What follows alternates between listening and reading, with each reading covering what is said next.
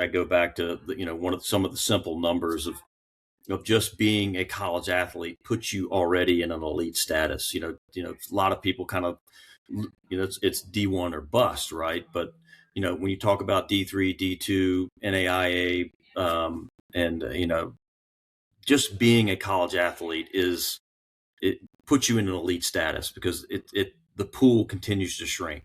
And now, it gives you a platform, whether you're at a D3 school or you're at a Power 4 school, you have a platform. Athletics provides that to you, and you get a chance to grow and to learn, not only, to compete, but now you have this platform of realizing that you yourself are a brand, and how do you actually market that?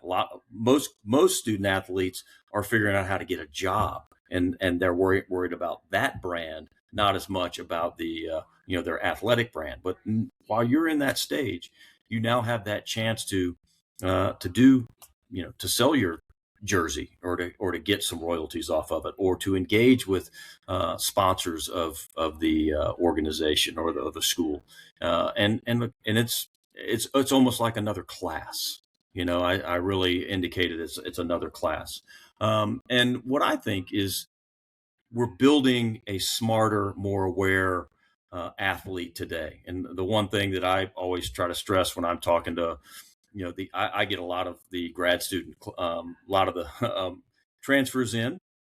But at ASU, we have a sports marketing undergraduate and a graduate program, and I get a lot of those fourth and fifth year guys that are coming in, and gals that are athletes coming into ASU, that come there because of that program, because they know that their swimming career is about to end, or their track is about to end, or maybe their basketball or hockey. We got a pretty good hockey team down in Arizona. Who knew, right? But they come in and are want to take that next natural step.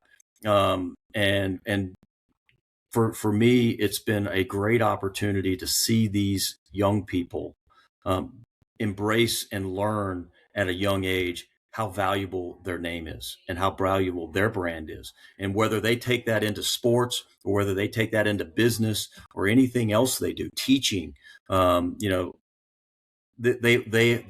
understand and have learned how to leverage it and to activate it.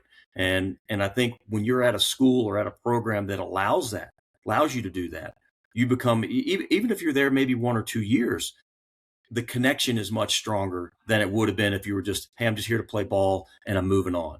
Right. And I think, you and I are 4-year guys, went to school, and we live and die with our school.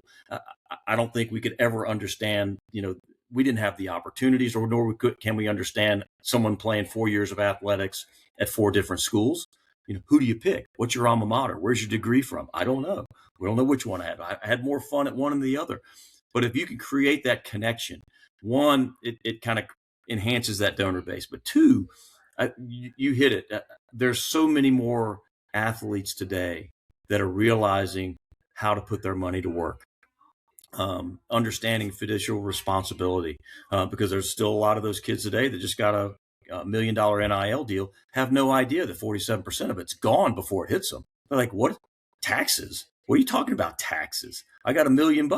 Where's the rest of it? I said, welcome to the world. They're getting that education a lot sooner than they did before, because how many stories have you and I read about, All-American player drafted in the NFL 3 years later, he's broke because he didn't realize about saving money and putting it away, or having the right people around them. They're starting to learn about that sooner than later now. Starting as a freshman, you're figuring that out. So there's still going to be those cases, but they're learning. And again, that's what college is about. College is not all learning, Rob, takes place in the classroom. You and I both know that. We learned a lot of lessons on the asphalt, or on those striping fields in the middle of parks, putting basketball goals up and crazy places. We learned a lot, and but there's a lot of education that happens along the way. And I think this NIL era has really opened up, the opportunity for these student athletes to understand the business side. And look, there are some very smart young men and women that are playing college athletics, and they are, we know that they're future CEOs and leaders as well. And so I love the fact that those that do go on and play and do well for themselves, one, understand how to grow it, but also understand, hey, I want to give back to to someone or some place that gave me the platform to get here, and have a greater appreciation for it.